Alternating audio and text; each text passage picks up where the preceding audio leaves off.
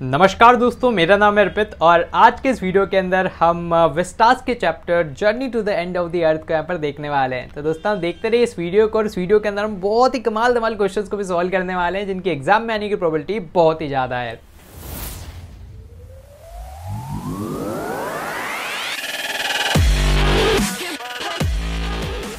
तो आज के इस वीडियो के अंदर हम लेटेस्ट सीबीएसई के सिलेबस के हिसाब से इस चैप्टर को कवर करेंगे, जिसके अंदर मैं आपको important question, PYQ, sample paper questions और भी बहुत सारी चीज़ों को यहाँ पर करवाने वाला हूँ सॉल्व। तो आइए स्टार्ट करते हैं हमारे इस चैप्टर को। तो आइए अब हम आगे बढ़ाते हैं अपने मिशन 100 को और लेटेस्ट सीबीएसई के सिलेबस के हिसाब से हम यहाँ पर चल रहे हैं। चैप्टर 3 अपने पास विस्टास का, जो कि journey to the end of the earth. तो बहुत ही कमाल का ये वाला चैप्टर है।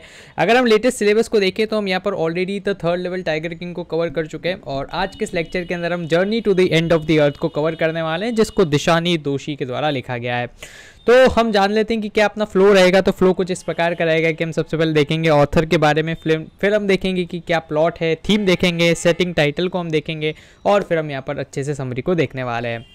तो दिशानी दोषी के द्वारा इस चैप्टर को लिखा गया है। कुछ छोटी सी बातें इनके बारे में हम देख लेते हैं ताकि हमें इस चैप्टर का बैकग्राउंड और अच्छे समझ में आएगा। तो दिशानी दोषी का जन्म मद्रास में हुआ था और ये एक बहुत ही फेमस जर्नलिस्ट, पोएट, डांसर हैं जिनका गुजराती ओरिजिन है और इनको बहुत सारे प्रेस्टीजियस अवार्ड्स से भी नवाजा जा चुका है। तो कुछ इंपॉर्टेंट शब्द देख लेते हैं जो कि आप जब विस्टास के एनसीईआरटी पढ़ेंगे तो बहुत ज़्यादा आपके काम में आएंगे। तो यहाँ पर पहला शब्द है एमलगेमेटेड। अमलगेमेटेड मतलब होता है दो चीज़ों को कंबाइन करना।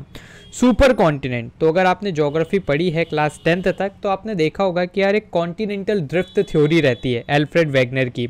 इसके अंदर सबसे पहले जो पूरा अपना विश्व था वो क्या था, एक सिंगल लैंड मास था जिसको हम पेंजिया के नाम से जानते थे, जो कि आप इमेज में देख सकते हो। फिर over the period of time various forces ने वहाँ पर एक्ट किया और ये दो पार्ट में डिवाइड हो गया। एक होता है अपने पास लोरेशिया और नीचे वाला पार्ट है अपना गोंडवाना लैंड। तो जैसे आप यहाँ पर इमेज में अगर देखेंगे तो आज का Africa, south America, Antarctica, India, Australia, ये सारे जो कंट्रीज़ हैं ये पार्ट हैं गोंडवाना लैंड के। फिर आगे चलकर और ज़्यादा डिविजन्स हुए और आज का जो मॉडर्न वर्ल्ड है वो आपको देखने को मिलता है, जिसमें अंटार्कटिका एकदम सबसे नीचे साउथ पोल पे है ना। उसके ऊपर अफ्रीका, साइड में अपना एशिया, देन इधर उसके ऊपर चलते हैं तो यूरोप, इस साइड चलते हैं तो ऊपर की साइड नॉर्थ अमेरिका, नीचे की साइड साउथ अमेरिका। तो इस तरह का आज हमारे पास 7 कॉन्टिनेंट्स देखने को मिलते हैं। तो इसी सुपर कॉन्टिनेंट की बात की जा रही है जो कि गोंडवाना लैंड है ना, जिससे इंडिया और अंटार्कटिका दोनों ही एक समय पर जुड़े हुए थे। थ्राइव मतलब होता है फ्लरिश करना, प्रॉस्पर करना। देन कॉर्डिलेरियन फोल्ड्स, तो ये एक माउंटेन चेन है ना, जैसे अपने भारत के अंदर होती है हिमालयास, ऐसे cordilleran folds. Then Precambrian granite shields, तो यहाँ पर एक ज्योग्राफिकल टाइम स्केल के बारे में बात की जा रही है। माइंड बॉगलिंग का मतलब होता है भाई साहब एकदम ओवरवेलमिंग, कोई चीज़ बिल्कुल आउट ऑफ द बॉक्स निकल जाए तो हो जाएगी अपने पास माइंड बॉगलिंग। देन इसके बाद अगला आ जाता है फ्रिजिड। फ्रिजिड मतलब होता है कोल्ड टेम्परेचर, तो ये भी ज्योग्राफिकल टर्म है जिसके अंदर आपने पढ़ा होगा फ्रिजिड, टॉरिड है ना। तो उसके अंदर जो फ्रिजिड टर्म आती है जो कि एकदम पोल्स का आपका वातावरण रहता है। देन डिसोलेट मतलब क्या होता है, डिसोलेट का मतलब होता है अनहैबिटेड प्लेस, मतलब एक ऐसी प्लेस जहाँ पर बिल्कुल कोई रहता ना हो और एक इम्प्रेशन ऑफ एम्प्टीनेस वहाँ पर आपको देखने को मिले। देन इसके बाद स्टार्ट करते हैं इस चैप्टर की समरी को। तो for a south Indian man travelling to Antarctica from Madras, तो ये जर्नी कहाँ से स्टार्ट होती है, मद्रास से स्टार्ट होती है। और एक साउथ इंडियन मैन के पर्सपेक्टिव से यहाँ पर बोला जा रहा है कि यार उसने यहाँ पर 9 टाइम जोन्स, 6 चेक पॉइंट्स और 3 वाटर बॉडीज़ को यहाँ पर देखा था जब मद्रास से या चेन्नई से वो जर्नी चली थी अंटार्कटिका तक। दिशानी दोषी ने ट्रेवल किया था southern end of the earth को along with the expedition group, है ना। एक्सपीडिशन मतलब क्या होता है, एक ऐसी यात्रा जो कि किसी पर्पस से की गई हो, है ना, एजुकेशनल पर्पस बेसिकली। तो इस कंप्लीट ग्रुप का नाम था स्टूडेंट ऑन आइस प्रोग्राम और ये बेसिकली एक ऐसा प्रोग्राम था जो कि प्रोवाइड करता है यंग माइंड्स को एक अपॉर्चुनिटी जिससे वो जो भी रियलिस्टिक चेंजेस हो रहे हैं क्लाइमेट के अंदर, वर्ल्ड के अंदर, उसको देख पाएँ और आगे चलकर अगर वो फ्यूचर पॉलिसी मेकर्स बनते हैं तो उसके ऊपर एक्शंस ले पाएँ। तो according to the founder of the organisation, जिसने इस स्टूडेंट ऑन आइस ऑर्गेनाइजेशन को फाउंड किया था, उसका यही था भाई साहब मानना कि जो young versions of future policy makers हैं, सबसे इंपॉर्टेंट यही है कि हम यंग बच्चों को क्लाइमेट चेंज के बारे में बताएं, क्योंकि भाई साहब अभी की जो बूढ़ी जनरेशन है वो तो कुछ समय बाद निकल जाएगी, लेकिन आगे आने वाली जो जनरेशन है उसी को आगे के लिए पॉलिसीज़ बनानी है, और अगर अभी से ही वो जान जाएगी कि क्या इम्पैक्ट होते हैं क्लाइमेट चेंज के, ग्लोबल वार्मिंग के, तो उसको अभी से ही कंट्रोल करने में वो जनरेशन जुट जाएगी। यहाँ पर इस चैप्टर के अंदर अंटार्कटिका के बारे में बताया जाता है, जो कि one of the most coldest, driest and windiest continent है पूरे विश्व के अंदर।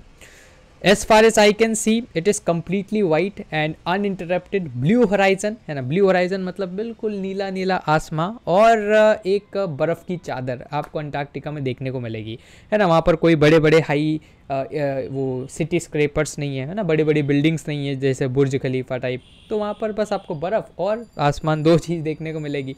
अब ये बहुत ही शॉकिंग है to believe that India and Antarctica एक समय पर एक ही धरती के पार्ट थे, मतलब एक ही पीस ऑफ लैंड के वो पार्ट थे। जैसे आप यहाँ पर इमेज में देख सकते हैं, Laurasia and Gondwana land. Laurasia तो ऊपर निकल गया, नीचे आ गया अपने पास गोंडवाना लैंड। तो गोंडवाना में आप देख सकते हो अंटार्कटिका और इंडिया बिल्कुल जुड़े हुए हैं, है ना। तो कई सौ साल पहले क्या था, दोनों जुड़े हुए थे, लेकिन फिर over the period of time दोनों अलग अलग हो गए। इंडिया ऊपर की तरफ निकल गया, अंटार्कटिका नीचे की तरफ रह गया, और ये बहुत इंपॉर्टेंट है रिसर्च पर्पस से। अभी आगे हम देखेंगे कि कैसे, है ना। तो दोनों सेम सुपर कॉन्टिनेंट गोंडवाना के पार्ट थे, and they got separated and segregated into countries, है ना। जो कि आज का जो मॉडर्न वर्ल्ड देखते हैं उसके अंदर 7 कॉन्टिनेंट्स और अनगिनत देश हैं, है ना। तो उस टाइम पे ये सिर्फ 2 पार्ट्स में डिवाइडेड था। Antarctica had a warmer climate until then, despite human civilisation around the globe it still remains in the pure form, ठीक है। तो एक समय अंटार्कटिका जो क्लाइमेट था वो रहने लायक था, वो एकदम वार्म था, लेकिन फिर जैसे जैसे वो नीचे की साइड ड्रिफ्ट हुआ तो फिर क्या हो गया, उसका जो क्लाइमेट है वो कोल्ड हो गया। लेकिन आज भी अगर हम देखें तो अंटार्कटिका की जो ज़मीन है वो सबसे प्योर है ना, क्योंकि उस पर कोई एक्सप्लॉइटेशन नहीं किया गया है। जैसे यार इंडिया में तो भाई साहब पूरे रिसोर्सेज का मस्त तरीके से एक्सप्लॉइटेशन चल रहा है ना। बहुत सारी, मतलब वर्ल्ड की सेकंड लार्जेस्ट पॉपुलेशन हमारी इंडिया की हो चुकी है, और आगे चलकर वर्ल्ड की नंबर 1 होने वाली है। तो बहुत ज़्यादा रिसोर्सेज का एक्सप्लॉइटेशन हो चुका है, लेकिन अंटार्कटिका एक ऐसी जगह जो कि अभी तक प्योर है, वहाँ पर रिसोर्सेज का एक्सप्लॉइटेशन नहीं हुआ है। Now being a south Indian sun worshipping guy, ये बहुत ही अनइमेजिनेबल था ऑथर के लिए, इस तरह की प्लेस को विजिट करना जहाँ पर 90% बर्फ़ हो, है ना। आप मतलब अगर साउथ इंडिया से बिलोंग करते हैं, आपने अगर देखा है वहाँ का वातावरण, क्लाइमेट, टेम्परेचर, तो भाई साहब वहाँ पर बर्फ़बारी का कोई लेना देना नहीं है ना। बर्फ़ सिर्फ उनको एक जगह देखने को मिलती है, और वो है फ्री रेफ्रिजरेटर, है ना। तो एक साउथ इंडियन गाय जो भाई साहब दिन रात सन देखने का आदी है, धूप का आदी है, वो वहाँ पर 90% ऑफ द वर्ल्ड की आइज़ को एक जगह देख रहा है, तो ये बहुत ही ज़्यादा एक अनइमेजिनेबल सिचुएशन बनती है। और ये जो place it is so quite that is only interrupted by the snow avalanches. तो भाई साहब कभी कभार जो बर्फ़ के तूफ़ान है वो यहाँ पर आ जाते हैं, इसके अलावा भाई साहब कोई भी यहाँ पर इंटरप्शन नहीं है। It is home to lot of evidences that it can give a glimpse of the past, at the same time Antarctica help us to foresee the future. तो यहाँ पर से क्वेश्चन भी आता है कि यार अंटार्कटिका एक ऐसा कॉन्टिनेंट है जहाँ से पास्ट, प्रेजेंट और फ्यूचर तीनों का अंदाजा लगा सकते हैं। पास्ट का क्यों? क्योंकि भाई साहब ये purest form of the land है। थोड़ा सा अगर आप ज़मीन को खोदोगे, है ना, मतलब बर्फ़ के नीचे जाओगे, तो you will find the land जो कि इंडिया में आज से हज़ारों लाखों साल पहले रही होगी। तो वही लैंड बिल्कुल प्योर फॉर्म में अनएक्सप्लॉइटेड आपको वहाँ पर मिल जाएगी। तो बिल्कुल जो भी आपको एक्सपेरिमेंट करना है वो आराम से वहाँ पर कर सकते हो।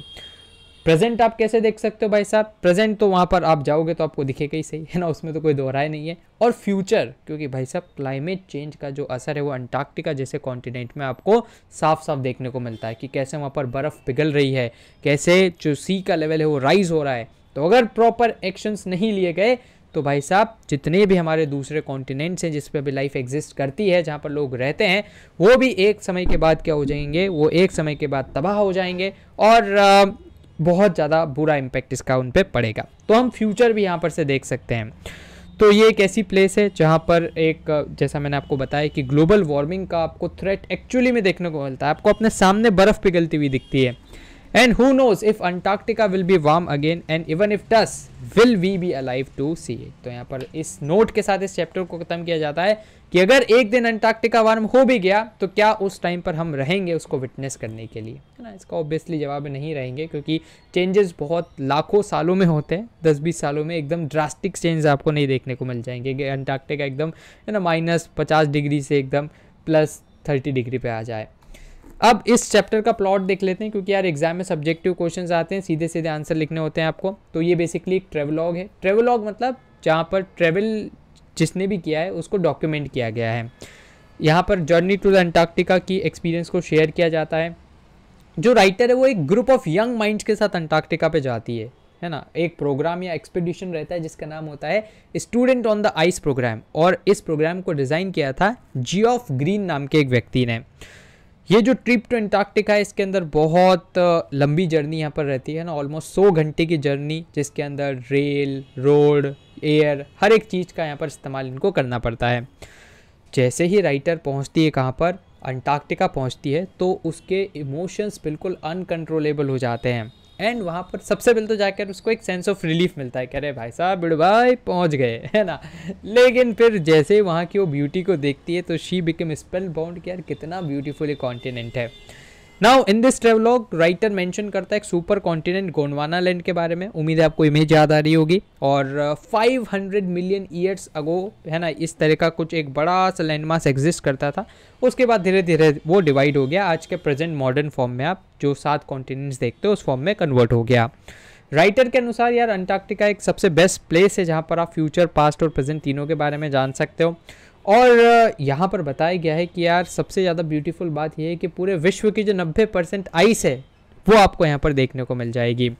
और एक और ख़ास बात अंटार्कटिका की ये है ना, जो शायद आपने बहुत पहले सुनी होगी, मैं रिकैप करवा देता हूँ कि यहाँ पर 6 महीने दिन होता है, 6 महीने रात होता है ना, होती है मतलब। तो 6 महीने तक सूरज बिल्कुल आसमान में रहता है और 6 महीने सूरज आता ही नहीं है। तो इस तरह का कंप्लीट सिस्टम चलता है अंटार्कटिका में, है ना। ये आपने पढ़ा होगा रोटेशन रिवॉल्यूशन वाले चैप्टर के अंदर, इक्विनॉक्स और वाला जो एक डायग्राम रहता है उसके अंदर आपको पता लगता है कि हाँ 6 महीने नॉर्थ पोल में जब दिन रहता है तो उस टाइम पे 6 महीने साउथ पोल में रात रहती है। तो अंटार्कटिका एक ऐसी प्लेस है जहाँ पर नेवर एंडिंग आपको डे देखने को मिल सकता है और नेवर एंडिंग नाइट भी देखने को मिल सकती है। सो यहाँ पर अंटार्कटिका बिल्कुल बेस्ट प्लेस है ही, है ना। और स्टूडेंट ऑफ द आइस जो प्रोग्राम एक लाइफ चेंजिंग प्रोग्राम रह सकता है फ्यूचर पॉलिसी मेकर्स के लिए, जिसके अंदर बच्चों को यार जो आज की वर्ल्ड के अंदर जो क्लाइमेट चेंज, ग्लोबल वार्मिंग ये सब हो रहे हैं, इनके बारे में उनको जागृत किया जाएगा, उनको जो थ्रेट है वो दिखाया जाएगा, ताकि जब वो फ्यूचर में पॉलिसी बनाए तो भाई साहब फेवरेबल पॉलिसी बनाए और सस्टेनेबल डेवलपमेंट की तरफ आगे बढ़ें। और यहाँ पर बिल्कुल यार इस प्रोग्राम के जरिए हम ये भी बताना चाहते हैं कि आज हमें स्टेप्स लेने की बहुत ज़्यादा आवश्यकता है, और अगर हमने आज स्टेप्स नहीं लिए और इस ग्लोबल वार्मिंग और क्लाइमेट चेंज को बढ़ते रहने दिया गया तो भाई साहब इसके एक अर्थ शैटरिंग डिस्ट्रप्शंस आपको देखने को मिल सकते हैं। अर्थ शैटरिंग डिस्ट्रप्शन मतलब भाई साहब क्या होता है कि एकदम ह्यूमन प्रजाति के एग्जिस्टेंस तक पर भी यहाँ पर सवाल खड़ा हो सकता है। जैसे आपने देखा होगा, सुना होगा, मतलब कि डायनासोर्स एक समय पे एग्जिस्ट करते थे लेकिन फिर जाने क्या हुआ, सारे डायनासोर्स गायब हो गए। तो इस प्रकार से हो सकता है, क्या पता कुछ 100 साल बाद पूरी मानव प्रजाति गायब हो जाए। थीम इसकी यही है कि अंटार्कटिका जो कि कोल्डेस्ट ड्राइस्ट कॉन्टिनेंट है वहाँ पर विजिट किया जाता है। देखो सीधे क्वेश्चन आ सकते हैं, इसलिए मैंने ये बातें एकदम फ्लो में आपको लिख रखी है ना, वरना इन चीज़ों को हमने एक बार देख लिया है अभी समरी में। ट्रेवलॉग है जिसके अंदर बताया गया है कि क्या डैमेज हो रहा है ह्यूमन के इम्पैक्ट का अर्थ पे। देखो भाई साहब जितना भी कांड किया जा रहा है ये ह्यूमंस के द्वारा ही किया जा रहा है ना, जितना भी destruction, exploitation of resources. Then student of ice जो प्रोग्राम है ये एक एजुकेशनल एक्सपीडिशन है हाई स्कूल स्टूडेंट्स के लिए जो कि अंटार्कटिका के स्टूडेंट्स हैं, और यहाँ पर बताया जाता है ग्लोबल वार्मिंग के बारे में और कैसे ग्लोबल वार्मिंग एक अलार्म है ना ह्यूमन एग्जिस्टेंस के लिए भी। सेटिंग एंड टाइटल पूछा जा सकता है कि क्या ये जो journey to the end of the earth है ये टाइटल क्या सही है, तो आप बताएंगे बिल्कुल भाई साहब सही टाइटल है, क्योंकि इसके चैप्टर के अंदर जो हमारी ऑथर है वो क्या करती है, बहुत सारे चेक पॉइंट्स, टाइम जोन्स, इन सबको पास करके और बिल्कुल साउथ पोल तक जाती है जो कि एक तरह से दुनिया का अंत है ना। तो इसलिए यहाँ पर journey to the end of the earth title बहुत ही कमाल का टाइटल है। अब एक छोटा सा मैं आपको अपडेट दे देता हूँ कि यार अभी बहुत ही कमाल का ऑफर अनअकैडमी पर चल रहा है, जहाँ पर अगर आप क्लास 6 से लेकर 12 तक का सब्सक्रिप्शन लेते हैं तो आपको 50% तक का ऑफ यहाँ पर देखने को मिल सकता है। और अनअकैडमी की खासियत यही है कि आप स्ट्रक्चर्ड वे में अपनी परीक्षा की तैयारी कर सकते हैं। एकदम एक जगह आपको सारा कंटेंट देखने को मिल जाता है और इंडिया के टॉप एजुकेटर्स आपको यहाँ पर पढ़ाते हैं। तो बिल्कुल इस ऑफ़र को आप एनरोल कर सकते हैं, लिंक आपको डिस्क्रिप्शन में मिल जाएंगे। अनलॉक कोड है अपने पास APpedia 100, इस कोड को यूज़ करते हो तो बिल्कुल मैक्सिमम पॉसिबल डिस्काउंट्स आपको मिल जाएंगे। बढ़ते हैं हम आगे, और एक छोटी सी समरी मैंने यहाँ पर लिख रखी है, तो आप इसको पढ़ लीजिएगा। जो बातें हमने आगे देखी है वही की वही यहाँ पर एक बार समराइज कर रखी है। देन इसके बाद कुछ क्वेश्चंस की क्या मोटिव था स्टूडेंट ऑन आइस प्रोग्राम का, और कैसा एक्सपीरियंस था ऑथर का। तो देखो मोटिव तो यही था कि यंग पॉलिसी मेकर्स को अवेयर करवाना जो भी अभी क्लाइमेट चेंज और ग्लोबल वार्मिंग हो रही है, ताकि जब आगे चलकर वो पॉलिसीज़ बनाएं तो वो इस कंसर्न का ध्यान रखें। एक्सपीरियंस कैसा था यार ऑथर का, तो बहुत ही कमाल का एक्सपीरियंस था, and it was a unique and thrilling experience. और सबसे ज़्यादा मज़ा जब उसको आया जैसे ही वहाँ पर उन्होंने शिप से वो अंटार्कटिका पर उतरे, उन्होंने कदम रखा अंटार्कटिका की धरती पे, तो वहाँ पर क्या था, ओशन जमा हुआ था, और ओशन के नीचे उसको अंडर वाटर लाइफ देखने को मिल रही थी। देन इसके बाद कुछ एक्सपेक्टेड क्वेश्चंस, जैसे राइटर की क्या फीलिंग थी अंटार्कटिका पर जाने पर। तो अपन ने देखा था कि देखो सबसे पहले तो उसको राहत की सांस हुई है ना, रिलीफ उसने लिया। देन उसके बाद she was also very amazed on seeing the vastness and immense white landscape of the continent. तो ये वाली बात आपको लिखनी रहेगी। क्या आपको लगता है क्या है सक्सेस का कारण student on the ice programme का। देखो सक्सेस का कारण यही है कि हम पॉलिसी मेकर्स, जो फ्यूचर वाले पॉलिसी मेकर्स हैं, जो छोटे बच्चे हैं, उनको हम जागरूक करने में कामयाब रहे क्लाइमेट चेंज और ग्लोबल वार्मिंग का जो भी एक अलार्मिंग थ्रेट है। तो यही इस प्रोग्राम की सक्सेस भी है। एक प्रैक्टिस क्वेश्चन आपके लिए, आप इसको आंसर कीजिएगा कमेंट बॉक्स के अंदर। Why is Antarctica the place to go if you want to study the past, present and future. तो इसको हमने डिस्कस किया है, इसका सॉल्यूशन आपको यहाँ पर देखने को मिल जाएगा। लॉन्ग आंसर प्रश्न अगर हम देखें 5 मार्क्स में आता है कि यार जो student on the ice programme है, ये एक अटेम्प्ट है to equip the future generation to save the earth. कैसे, तो ये यहाँ पर आपको पूरी वो कहानी बतानी पड़ेगी कि स्टूडेंट ऑफ आइस प्रोग्राम को डिज़ाइन किया गया है जियोफ ग्रीन के द्वारा, जिसके अंदर हाई स्कूल के स्टूडेंट्स को लाया जाता है, क्योंकि वो भाई सब आगे चलकर फ्यूचर पॉलिसी मेकर्स बनने वाले हैं। तो हम उनको जितने भी हैज़ार्ड्स हैं, है ना, जितने भी हार्मफुल इफेक्ट्स हैं ग्लोबल वार्मिंग के, क्लाइमेट चेंज के, उनके बारे में उनको अवगत करवाना चाहते हैं। साथ ही यार अंटार्कटिका पे इसको इनका इसलिए ले जाया गया क्योंकि वहाँ पर कोई बायोडाइवर्सिटी नहीं है, कोई बहुत ज़्यादा, है ना, वहाँ पर विविधता नहीं है चीज़ों की, तो वहाँ पर आप सीधा इम्पैक्ट देख सकते हो इन सारी चीज़ों का, तो इसलिए वहाँ पर ले जाया गया इनको। और बेसिकली इस प्रोग्राम के ज़रिए हम कॉन्टिनेंट के, हम पूरे पृथ्वी के पास्ट, प्रेजेंट और फ्यूचर को भी यहाँ पर तलाश सकते हैं। कुछ एमसीक्यूज के ऑथर कौन इस लेसन के, तो तिशानी दोशी इज द ऑथर। देन ये लेसन किस चीज़ के अराउंड रिवॉल्व करता है, वर्ल्ड के सबसे प्रिजर्व प्लेस अंटार्कटिका के अराउंड। क्या पर्पस है इस जर्नी का, तो पर्पस है कि यार हम यंग माइंड्स को सेंसिटाइज करें towards the climate change, option D.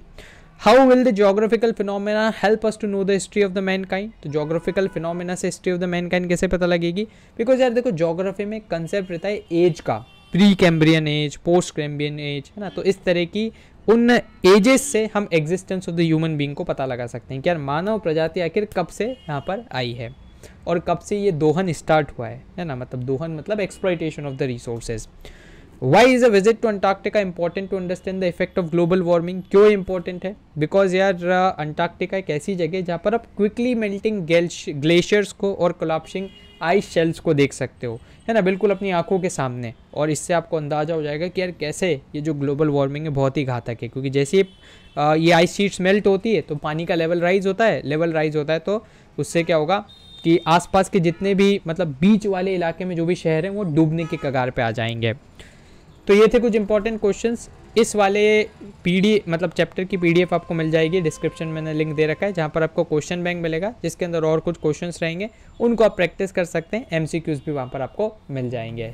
तो फिलहाल के लिए इस वीडियो में इतना ही। मुझे उम्मीद है कि आपको वीडियो पसंद आया होगा। अगर आपके कोई भी डाउट्स हो, सवाल या सुझाव हो तो उसको आप जरूर से कमेंट बॉक्स में लिख दीजिएगा। दोस्तों आप हमारे चैनल को भी सब्सक्राइब कर लीजिएगा, क्योंकि इससे हमें और भी ज़्यादा मोटिवेशन मिलता है आपके लिए वीडियोस बनाने के लिए। सब्सक्राइब बटन के पास बने एक बेल आइकन को आप जरूर से दबा दीजिएगा, ताकि हमारे चैनल की लेटेस्ट नोटिफिकेशंस आपसे मिस ना हो। तो दोस्तों धन्यवाद, जय हिंद, जय भारत।